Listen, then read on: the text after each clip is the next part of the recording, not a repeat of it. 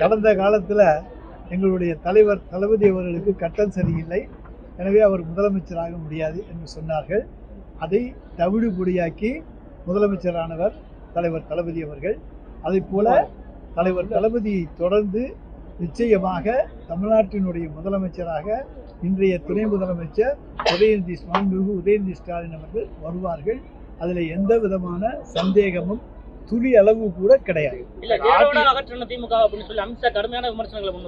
அவர் வேற அசைச்சு பார்க்கவே முடியாது. வேர் எங்க இருக்குன்னு அவருக்கு தெரியாது.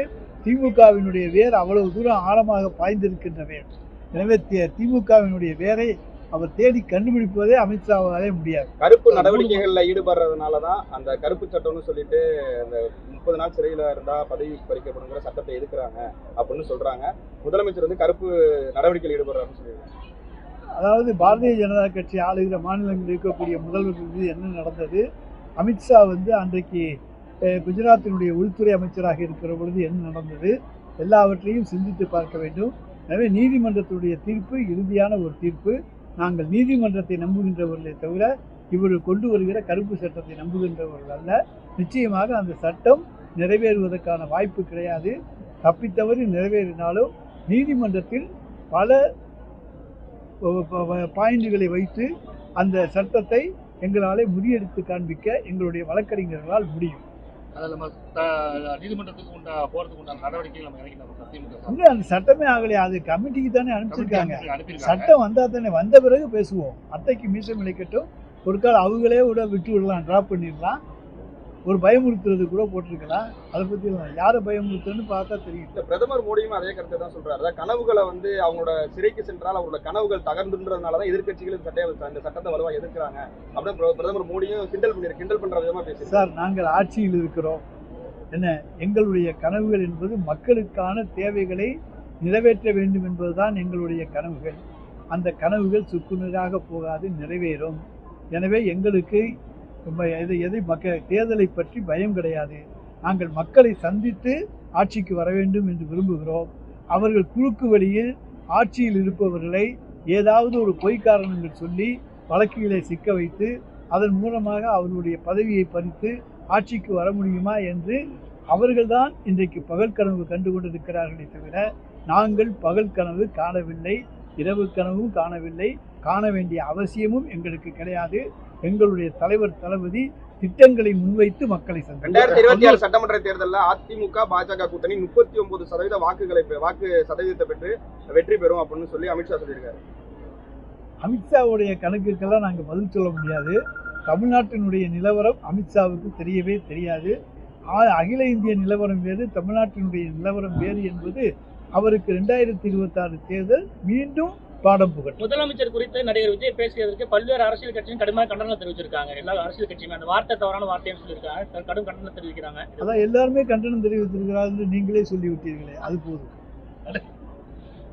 வாக்குறுதிகளை 90% நிறைவேற்றலைங்கிற மாதிரி சொல்லி எதிர்கட்சிகள் குற்றம் சாட்டாங்க. அதே போன்று உங்களுடைய கூட்டணி கட்சியில் இருக்கிற சார், வாக்குறுதிகள் எல்லாமே நிறைவேற்றப்பட்டு தான் இருக்கின்றன. எது நிறைவேற்றல?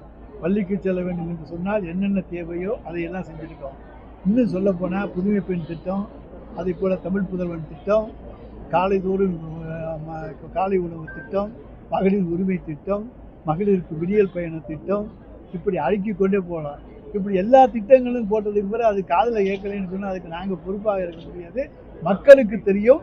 மக்களுக்கு எல்லா திட்டங்களும் தேவையான அடிப்படை திட்டங்களை நிறைவேற்றி இருக்கிற ஒரே அரசு இந்தியாவிலேயே எங்களுடைய தளபதியினுடைய அரசு தான். அமித்ஷா பேசும்போது இயற்கை விலங்குகள் தமிழகத்தில் திமுக சூறையாடி முடிக்கிற ஸ்டேஜில் இருக்காங்க. கிட்டத்தட்ட ஒரு 10,000 கோடி ரூபாய் ஊழல் இயற்கை வளங்களில் மட்டுமே ஊழல் நடந்திருக்கு அப்படிங்கிற மாதிரி ஒரு குற்றச்சாட்டு வைக்கிறாங்க. இயற்கை வளங்கள்ல எங்க ஊழல் நடந்துச்சுன்னு ஒன்றிய அரசு அவங்க கையில தானே இருக்கு. என்ன, தமிழ்நாட்டை விட்டு எதுவுமே இயற்கை வளங்கள் சூறையாடப்பட்டிருந்தால் வெளியே போவதற்கான வாய்ப்பு கிடையாது. வெளியே போயிருந்தால் அதுக்கு ஒன்றிய அரசு தான் பொறுப்பே தவிர தமிழ்நாடு அரசு பொறுப்பல்ல. ஏற்கனவே இடி ரைடு பண்ணி மலைக்குவாரிகளை ரைடு பண்ணி பல்வேறு டாக்குமெண்ட்லாம் பறிமுதல் பண்ணி எல்லாம் பண்ணியிருக்காங்க. அதே மாதிரி ஐஏஎஸ் ஆஃபீஸர்ஸும் இடி ஆஃபீஸில் போய்ட்டு அட்டன் பண்ணிட்டு விசாரணை எதிர்கொண்டு இருக்காங்க. இதை நம்ம ஊழியர் நடக்கல, நம்ம எப்படி இதில் சொல்ல? அது வழக்கு விசாரணை தான் தெரியும். மொத்தத்தில் ஒரு வழக்கே தள்ளுபடி பண்ணுற போது எல்லாமே தள்ளுபடியாகி விடுவதா இல்லையா? அதுபோல் நீதிமன்றத்தில் தானே போய் ஒருத்தர் வந்து தப்பு பண்ணியிருக்காரா இல்லையா நிரூபிக்க முடியும். இங்கே நீங்கள் கேஸ் போட்ட உடனே குற்றவாளி ஆகிவிட முடியுமா? கேஸ் போட்ட உடனே யாரும் குற்றவாளி அல்ல. நீதிமன்றத்தில் போய் குற்றம் நிரூபிக்கப்பட்டால் தான் அவன் குற்றவாளி. அதை பார்த்துக்கணும். இதே வந்து ஏடிஎம்கேக்கும் பொறுத்தோம்னா சார், ஏடிஎம்கே அமைச்சர் எடப்பாடி பழனிசாமி ஆரம்பிச்சு ஏடிஎம்கே முன்னாள் அமைச்சர்கள் மீது நம்ம பல்வேறு குற்றச்சாட்டுகள் நாங்கள் வலுவான ஆதாரங்கள் அடிப்படையில் தான் குற்றச்சாட்டை வைத்திருக்கிறோம். நீதிமன்றத்தில் அந்த வாதங்களை எடுத்து வைப்போம். குற்றவாளி என நிரூபிப்பதற்கான வாய்ப்புகளை நாங்கள் உருவாக்குவோம். டிவிஎஸ்சி சார்பாக பல்வேறு வழக்குகள் வந்து முன்னாள் அமைச்சர்கள் மேல போட்டோம். அது வந்து இன்னும் வந்து விசாரணைக்கு வரக்கூடிய சூழ்நிலை ஆச்சு. 4 வருஷம் ஆகி போச்சு. இன்னும் விசாரணைக்கே வரக்க முடியாத சூழ்நிலை தான் இப்போ வந்து எல்லா டிவிஎஸ்சி வழக்குமே இருக்கு. என்னென்ன வழக்குகள் விசாரணைக்கு வரலைங்கிறது உங்களுக்கு தெரியாது. அந்தந்த நீதிமன்றங்களுக்கு போய் பார்த்தா அங்கங்கே சார்ஜ் ஷீட் போட்டு அவங்க வந்து குடும்பத்தோடு நீதிமன்றத்துக்கு வந்து போகிற காட்சிகள் இருக்கின்றன. அவையெல்லாம் தொலைக்காட்சியால் காணப்படுத்தப்படுவதில்லை, காட்சிப்படுத்தப்படுவதில்லை. அமித்ஷா பேசுகையில திருநெல்வேலியில இதே மாதிரி வந்து அதிமுக கூட்டணி பாரதிய ஜனதா கூட்டணியில வந்து கூட்டணி ஆட்சி அமைக்குன்னு சொல்லியிருக்காரு ஒழிய எடப்பாடி பழனிசாமியை முதல்வராக்கணும்னு சொல்லவே இல்லைங்கிற கருத்து வந்து போயிருக்கு. நாங்க தான் சொல்லிட்டுமே அவங்க ஆட்சிக்கே வரப்போறதில்ல. அவங்க யாரை சொல்லிக்கிட்டா எங்களுக்கு என்ன? நாங்க தான் ஆட்சியை பிடிக்க போறோம். அவங்க யாரை சொன்னா எங்களுக்கு என்ன கவலையே இல்லை. செய்திகளை உடனுக்குடன் தெரிந்து கொள்ள கீழ்கண்ட கேபிள் மற்றும் டிடிஹெச் நெட்வொர்க்குகளில் எம்நாடு செய்தி தொலைக்காட்சியை காணுங்கள். பாதகம் செய்பவரை கண்டால் நாம் பயம் கொள்ளலாகாது பாப்பா.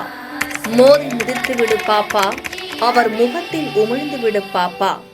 அண்மை செய்திகளை உடனுக்குடன் தெரிந்து கொள்ள இணைந்திருங்கள் எம்நாடு தொலைக்காட்சியுடன்.